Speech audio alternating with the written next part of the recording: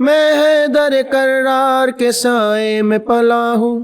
میں فاطمہ زہرا کی دعاؤں کا صلہ ہوں، عباس میرا نام علمدار وفا ہوں، یہ نام و نسب ہے میری قسمت کا ستارہ، دریا ہے ہمارا. یہ کلام یہ اچھا، اس میں یہ ہوا یہ تھا کہ مجھے نہیں پتا تھا کہ یہ اتنا معروف ہے، لوگوں کی زبان پر ہے اور اس پر اتنی باتیں ہو چکی ہیں. مجھے کسی دوست نے اس طرف توجہ دلائی. اچھا بیسیکلی دیکھیں، جو میں نے اس سے پہلے بات کی نا گانے کی طرز پر نعت پڑھنا، اسی زمرے میں آپ اس کو لے سکتے ہیں. ایک چیز ہے کہ وہ معروف ہے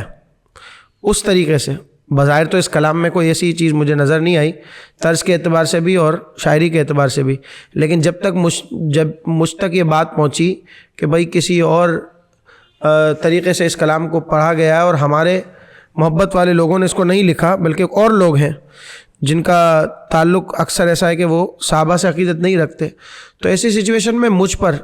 میں نے کہا نا میں بحیثیت طالب علم، بحیثیت عالم دین آپ کے پوڈ کاسٹ میں آیا ہوں،